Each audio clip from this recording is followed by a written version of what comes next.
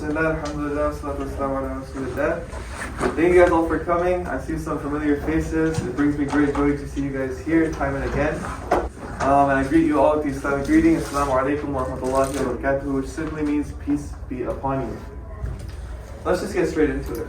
I want you to imagine you go home today and you sit down on your couch. Well, you put your backpack down, maybe go to the kitchen, grab something to eat, and you sit down and you open up your TV or you open up some sort of news outlet, okay?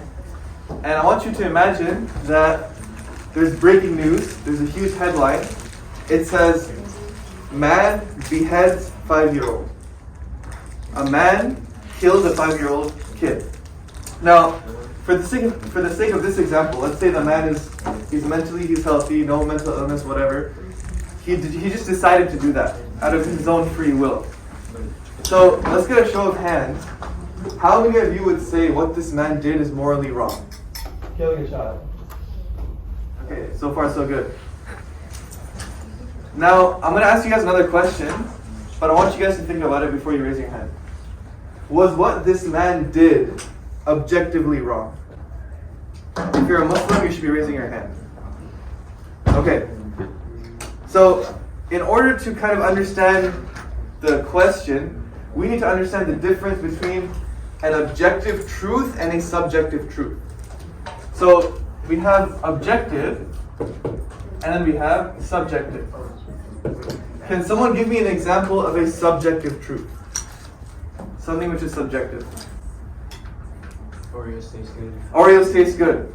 Okay, so you could say like taste, right?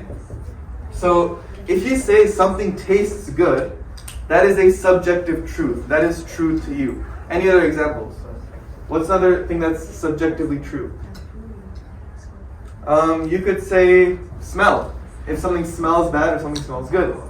You could say your favorite color. My favorite color could be blue or something like that. That is something which is subjectively true. That's true to you, but it's not necessarily true to other people. That's basically what something subjective is. Can someone give me an example of an objective truth? What is something which is objectively true? The earth is round, I guess. What? The earth is round. The earth is round. Okay, so the shape of the earth is something which is objectively true. Any other examples? Just yell it out. 2 plus 2 equals 4. 2 plus 2 equals 4. So, mathematical truths.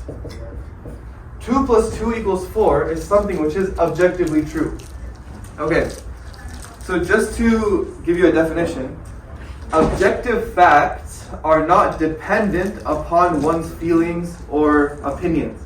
So, 2 plus 2 equals 4. That is true no matter what you think. You can agree, you can disagree, whatever. I don't care what your opinion is. 2 plus 2 equals 4 is true no matter what you think about it. Okay? Now, when it comes to morality, there's 2 different types. There's objective morality and there is subjective morality.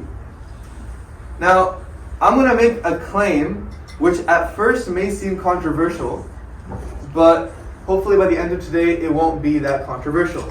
Okay? And the claim is, atheists don't have objective morality. Now, let's take a step back here. I just want to let you guys know for today's discussion, I'm going to be using atheism, naturalism, and materialism interchangeably. But they don't mean the same thing.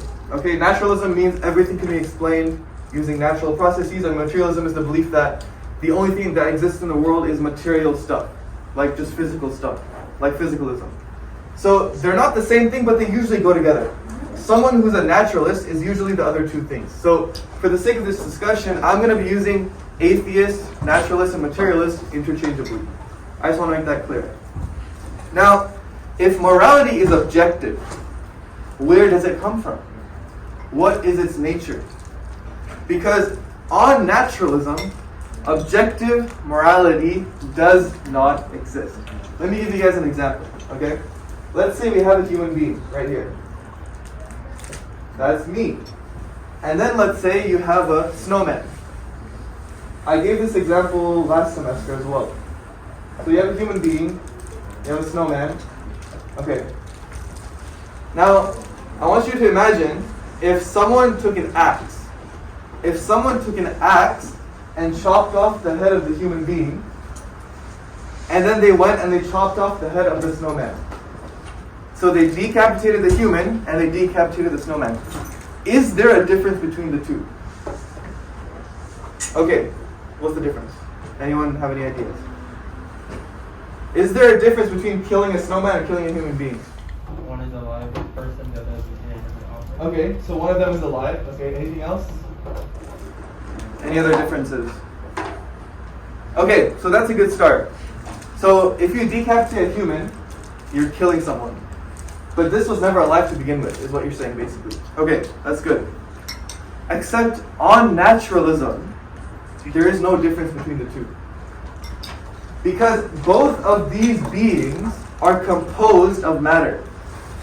So what I'm doing, or what the person is doing basically, is just rearranging matter. They're just moving molecules around the universe. So I know this goes against our human intuition, because we place value in the human being. We say, he's alive, he has blood flowing through his body, he can think, he can make decisions, he can feel pleasure and pain. But on naturalism, everything is reduced to atoms and molecules. And there is no difference between killing a snowman and killing a human being. Now, science cannot prove morality. Science is amoral. Morality is something outside the scope of science. Because morality is not something physical, right? You can't put morality under a microscope. Let it tap one of my five senses. Can you touch morality? Can you hear it? Can you see morality? Can you smell it? Let me smell it. Where is it? I can't smell your morality. So if it doesn't tap one of my five senses, that means it's not something which is physical. It's not something which is physically real. Like you see this table is real. Morality is not like that. It's something which is metaphysical. It's not materially in this world. Now let's take a look at it from the atheist perspective, right? What do they have to work with? Well, they have space, time, energy, matter, and chance. How are you going to take space, time, energy, matter, and chance? How do you take these Legos and derive morality from it? Like, I would like someone to actually tell me, how do you take these 5 Legos? Because this is really all you're working with. From a strictly naturalist point of view, these 5 things are all you have. And you have to take them and you have to derive morality. Now, usually, I don't use references in my things because we're not at college, we're in high school. So you guys don't care if I reference like 50 different philosophers or scientists or whatever. But I'm going to bring up a name of a person called Alex Rosenberg. Alex Rosenberg is a philosopher and he's also a biologist. And he basically talks about this thing called core morality. Okay, so around the world, there's different cultures, there's different religions, different places, different times. So there are different moral codes. There are some differences in opinion. So for example, abortion. People might have different opinions on abortion. And there are other examples as well. But he speaks about something called core morality, something everyone agrees on.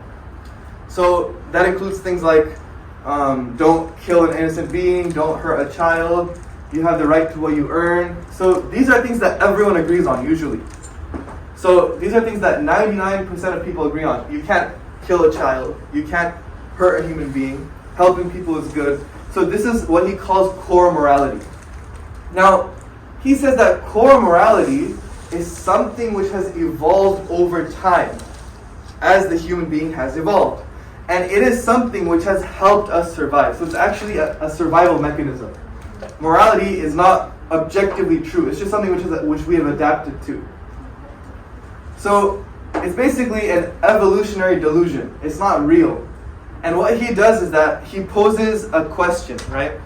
He says, is core morality true, therefore it was selected? Or is it that it was selected and therefore it is true? And obviously both of these options are absurd. So he concludes that moral nihilism is the only conclusion for an atheist to hold. Moral nihilism is the belief that morality doesn't exist. It's made up.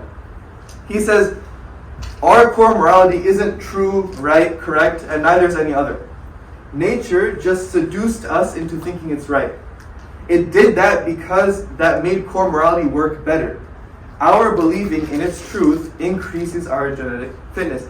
Now, Darwin also acknowledged this as well.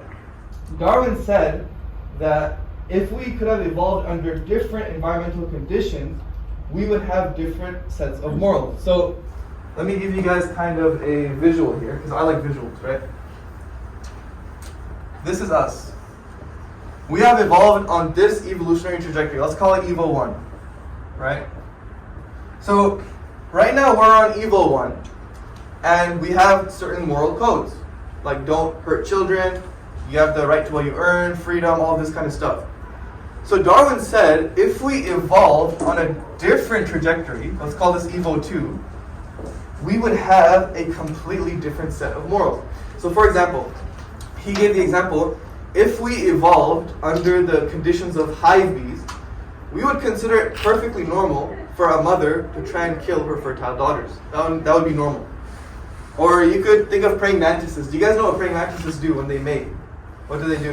They kill their mate? They kill it. So the female kills the male while they're mating, right? If we evolved on the same evolutionary trajectory as praying mantises, a wife killing her husband would be perfectly normal. Like no one would have a problem with that. So you see how the evolutionary trajectory has an impact on our core morality today. And that just goes to show that the morality that we have today is not real. It's just an illusion. It's just something we've evolved to believe over time. And this is something that Richard Dawkins was also pushed about. He's like one of the, if not the most famous atheists in the world right now. They said, look, ultimately the fact that rape is wrong is just as arbitrary as the fact that we evolved 5 fingers rather than 6. And he had to agree to that. Now, the thing is, right, we have to be honest with ourselves, and we have to be honest when we look at history, okay? The morality that we have today is a hangover of Christianity. The morality that we live by today, for the most part, is a hangover of Christian values. You can think about it like a house. Imagine you go into a house, you sit down, and you look around, and you're like, you know what? I like this house, the furniture, the way it's laid out, it's actually quite useful. I like this house. And you just start living there. That's kind of what it's like. Because the values that we have in this country were derived from Christian values. Just look at the Declaration of Independence. You guys know the famous phrase that we hold these truths to be self-evident, that all men are created equal, and they are endowed by their Creator with certain unalienable rights, and among these are blah, blah, blah, right? But you can see from the Declaration of Independence that when it says all men are created equal, and they are endowed by their Creator. So it's very clear that the framers of the Declaration of Independence were using God as a moral standpoint. So they had God, and from Him they derived rights. So you have like the right to life, liberty, and the pursuit of happiness, and like other stuff as well, property and all that. But my question is very simple now. If they used God as a moral standpoint to justify all of these rights, an atheist is going to come along and he or she is going to remove God from the picture. But now the question is raised that, what do you have to prove those rights? Why are we free? Why do we deserve liberty? Why do we deserve equality? Why do we deserve all these things? Because now what the atheist is doing is he's living in the Christian's house. He's like, you know, I like these ideas, they're pretty nice, but he's not basing it on the same moral principle. Now, I have a very simple question, right? If you are a materialist, what access do you have to morality? Because on your worldview, this is meaningless. Morality is a meaningless thing. It's not real. It's not true. It's not objectively true. It's not as real to you as the physical things which are happening in nature. And if it's not as real to you as the physical things which are happening, then why are we talking about it? I mean, I didn't come here to talk about illusions, about delusions, about hallucinations. I want to talk about what's real. So I think it's actually pretty funny because a lot of the times, right, like in this day and age, religion is something which is under attack by society. And a lot of the times they use moral statements to attack religion. And it's crazy. They say things like, oh, religion is backwards, you guys do this, you guys do that. But all you have to do is say, wait a second, hold on a second, let's calm down. On your worldview, morality doesn't even exist. So you have no right to criticize us if you don't even believe in it. Don't ask me about morality. Prove it to me. I don't know, I just find it pretty funny because on the academic level, it's very well established. But on a popular level, people don't know about this. And that's why you'll find a lot of times when I talk to people, we get into morality and stuff like that. Like I know some of you guys, some people get frustrated when they talk to me, and I keep bringing this up. They're like, I don't care about morality, I just want to talk about God. I'm like, wait a second. God is something which you're saying, oh, I don't have any evidence for it, so I won't believe it. But the same applies to morality.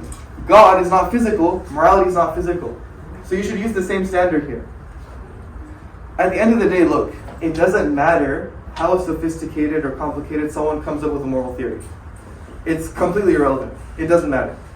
Because at the end of the day, if morality is an adaptation, we could have evolved under different environmental conditions and we would have a different set of morals today. So I think it's time I present the Islamic position on this, because I just spent the last, 10, 15 minutes taking a dump on materialists. But now, like, what do we have? What do Muslims believe in? Like, what makes us any better, basically? Okay, so the first thing we have to establish is the idea of human exceptionalism. Human beings are special. We have a moral worth which transcends other animals in the animal kingdom. So let's say, if I took like some what do you call it? You know those wipes, or let's say I sprayed this desk and I started cleaning it like this, right? And let's say I killed some bacteria. You guys are not going to call me a murderer. At least I hope not, even though I killed bacteria. And in the same way, if I die of COVID-19, you're not going to call COVID-19 a murderer, are you? If a lion kills a gazelle, you're not going to take the lion and put it in jail because it broke the law or something. You're just going to let it happen. But if I kill another human being, you're going to say that's wrong, that's evil, that's killing. So why is it that when it's between animals, or between humans and animals, we're fine, but when it comes to humans and humans, it's something which is wrong? I mean, would you guys all say that a human owning another human being is wrong? Because that's slavery, right? That's weird, that's disgusting. So a human owning another human is wrong. But what about a human owning an animal? Like a dog, or a cat, or a fish, or a bird. If you want to take your pet overseas, you literally have to put it in a cage and put it in the cargo of the plane. Imagine you look inside of a plane and you see human children in cages. There would be outrage. Nobody would accept it. But when it's a cat or a dog, we're fine. So the ultimate point is, we all believe in the idea of human exceptionalism. Human beings are special. If I had to choose between killing an animal or killing one of you, I would kill the animal. Because we believe that human beings have a special moral worth in society and in the world. Now, I've mentioned something called the Fitrah before. Does anyone remember me mentioning something known as the Fitrah? So the Fitrah is basically something that every human being is born with. We are all born believing in God. This is a scientific fact now. Every baby is born with an innate disposition to believing in God. And along with that, the baby is also given a set of moral values. Now, as the baby grows up, it's influenced by its parents, its friends, its society, its teachers. And over time, sometimes it may get clouded. But ultimately, this core morality that we all believe in, that comes from God. Now, we believe in something known as divine command theory. In philosophy, it's a lot of big words for simple stuff. Okay, so divine command theory, it sounds cool. It literally just means God said so. So, why is killing wrong? Because God said so.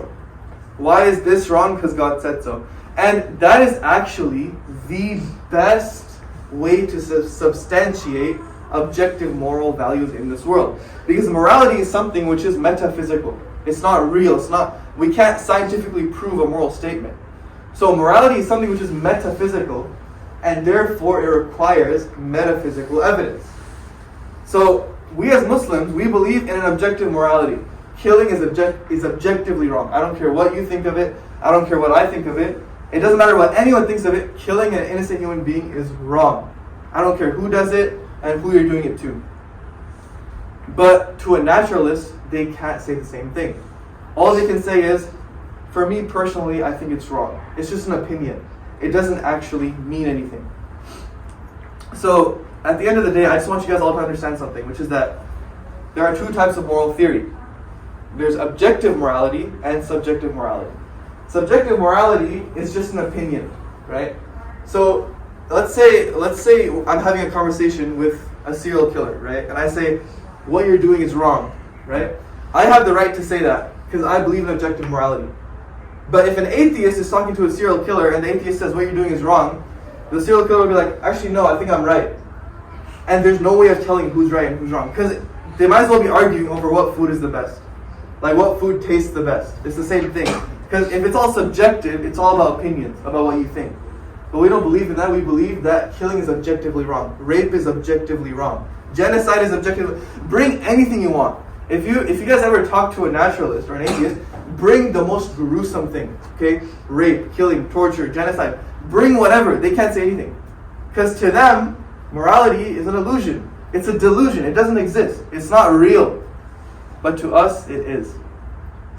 So I don't want you guys to think that I'm attacking anyone. I'm not here to attack anyone. I'm just giving you guys a little bit of education, because this is something which is well known in the academic world. It's just on a popular level, like for the public, people don't really know about it. So that's why you'll find a lot of times when people talk to me, the first thing I bring up is morality, because it's the undercutter. It undercuts everything. Because first of all, they probably have never thought of it. And even if they have, it just goes to show that that person can no longer say something. As soon as they say, I'm a naturalist or I'm a materialist, that's the first thing you should bring up. Because that person can no longer point fingers anymore. They can't say Hitler was evil. They can't say Stalin was evil. They can't say Martin Luther King was a good person. They can't say anything. They just have to sit there and just be like, I think this, I think that, but ultimately it doesn't actually mean anything. So basically, at the end of the day, we believe in objective morality. And I want you guys all to think, really. Because I think it's one thing to come here and listen and enjoy it, but it's another thing to actually think about it afterward. Okay? I think we all know inside our heart that killing a child is something which is wrong. Okay? And that should be objectively true. The only way to prove that it's true, that killing is wrong, is by using God as a moral standpoint. So I really want to push you guys all to really think about it. What Islam provides you is an objective moral anchor. It anchors you down. You guys know what an anchor is. Like a ship, when it drops an anchor, it doesn't move, right? It's basically stuck in that place. That's what Islam provides you with, a moral anchor for yourself. And I would not remove that anchor for myself, because then that would mean I would enter the realm of nihilism. Nihilism is a very, very dark place to be. It's basically the belief that there's no meaning, there's no purpose, there's no hope, nothing matters. And I don't want any of you guys to be there. And that's a topic we'll discuss maybe 2 weeks from now, when we talk about the purpose of life.